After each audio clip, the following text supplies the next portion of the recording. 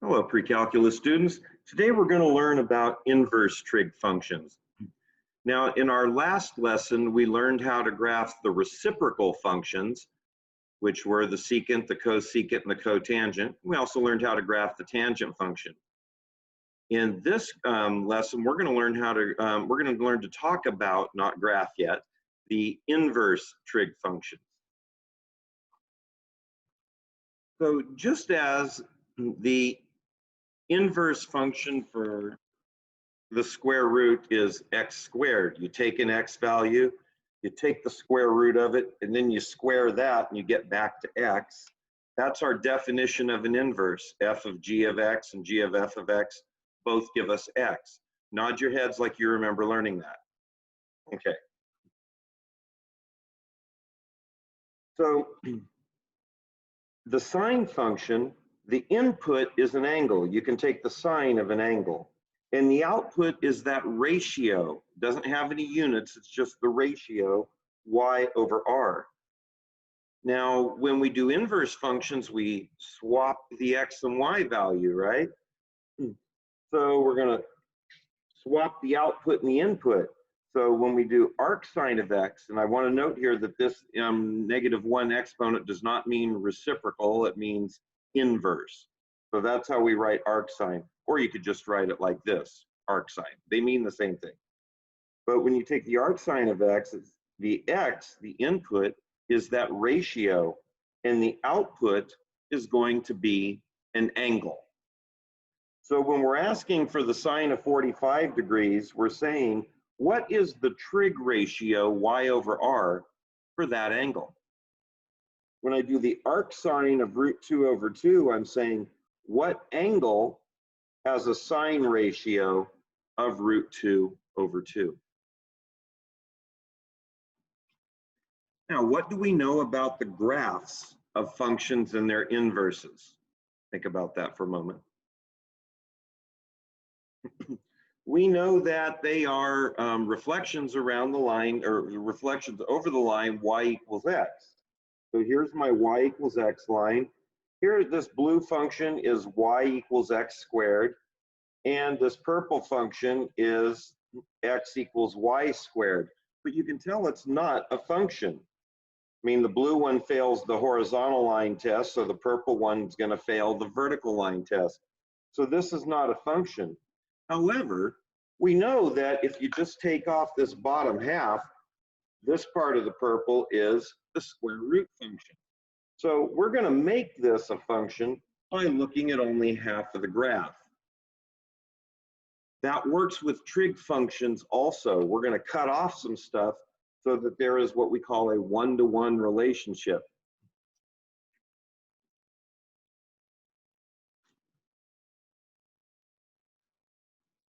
So this dashed line is y equals sine of x. You'll note it's one peak, one valley. Here's the line y equals x. And so if I reflect this sine curve over y equals x, well, this must be the inverse sine curve. And of course, it would keep going down here as well. You can tell by looking, this is not a function. You can also tell that the input values, look at the x's. Yeah, we'll get to that. I don't want to get too far ahead.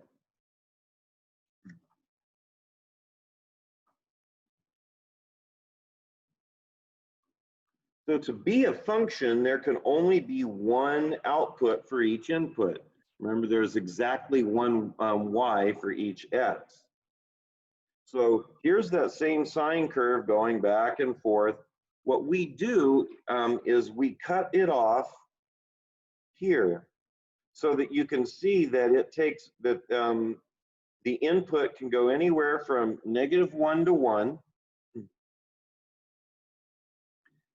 So the domain is anywhere from -1 to 1.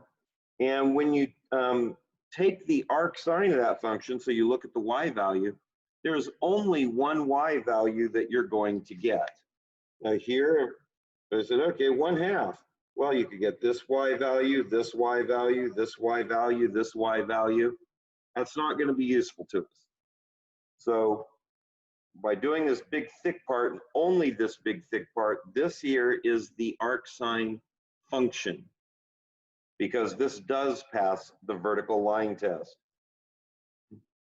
You know that the range of values, you can see that it goes from negative pi over 2 to pi over 2, or negative 90 degrees to 90 degrees. And the reason for that is, if you look at my unit circle down here, quadrants 1 and 4, if you look at it this way, we have a sine of -1 here, sine being the y value. We're looking at the y coordinates on these points. -1 getting bigger, bigger, bigger, bigger, bigger, bigger, bigger, at 0 here, bigger, bigger, bigger, bigger, bigger, up to 1 here. We have included every y value exactly once.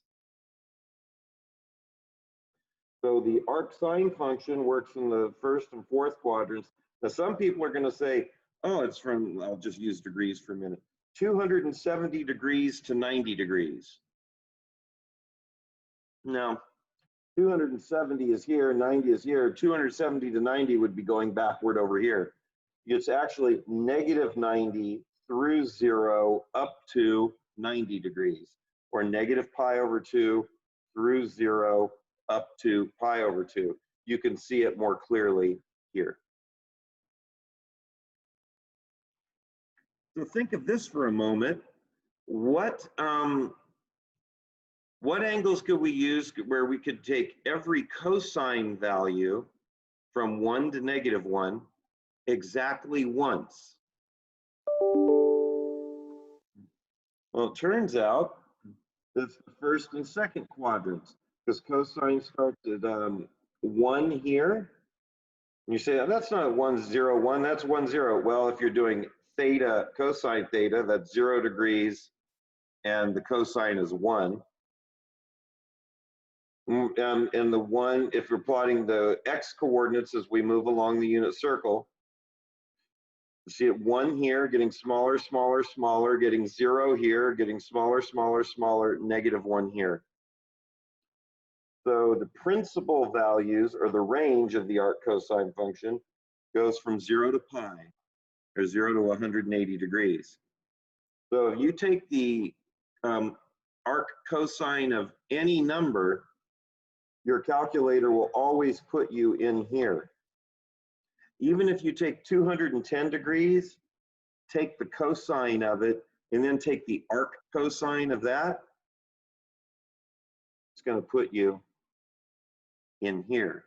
So it's not always perfect. It's just like if you take -3, square it, and then take the square root of that, you don't get -3 back, you get 3. It changes a little bit. That's what's going on here. We have to look at the principal values. And lastly, our tangent function.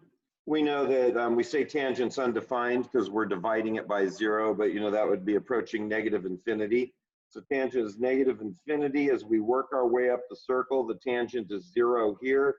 And as we work our way up the circle, it approaches infinity up here. So we get every tangent value possible in these two quadrants. But notice there's no equal sign like there was in the arc sine, because tangent is in fact undefined at -pi over 2 and pi over 2. So those two angles are not in the domain of the tangent function, and that's why there is an asymptote at those two values. Let me be very, very, very clear here.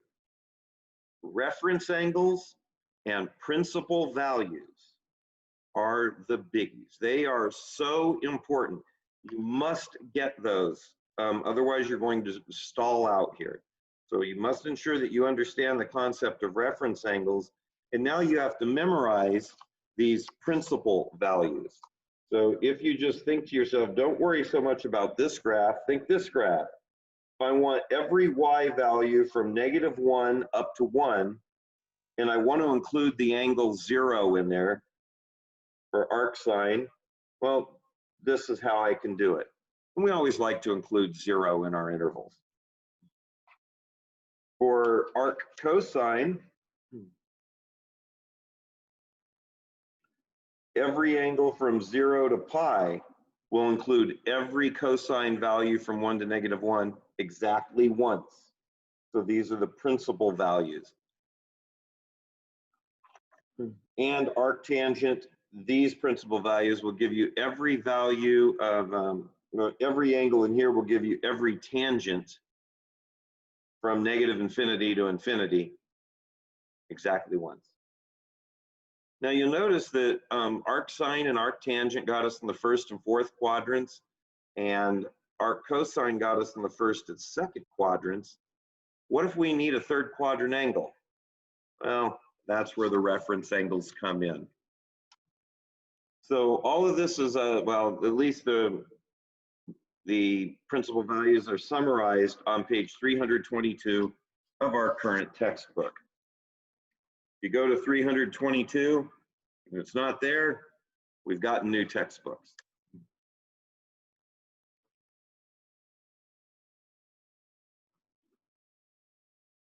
So again, here are the principal values.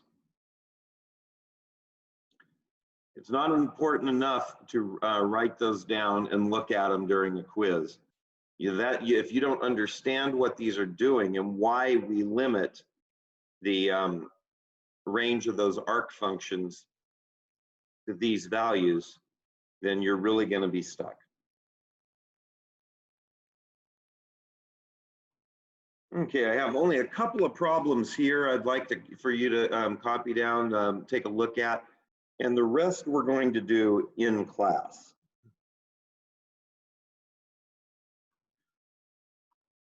So the cosine of theta, remember that in the cosine function, the input is an angle, the output is the cosine ratio x over r. Arc cosine, the input is the trig ratio, x over r, the output is the angle. So I give you this information. Let's say, what other quadrant has an angle with a cosine equal to 1/2? Well, cosine, again, it's x over r. R is always positive. So the only other place where x is positive besides the first quadrant is the second quadrant. And you notice it has to have the same reference angle. So what fourth quadrant angle has a cosine equal to 1/2? Well, it's the fourth quadrant angle that has a 60-degree reference angle, or 300 degrees. And we'll do the second and third quadrant here. Cosine theta is -1/2. If you type arc cosine of -1/2 into your calculator, remember the principal values, we'll put it in the first or second quadrants. That gives us 120 degrees, which is a 60-degree reference angle. So the only other quadrant that would have a negative cosine would be the third quadrant, because that's where x is negative.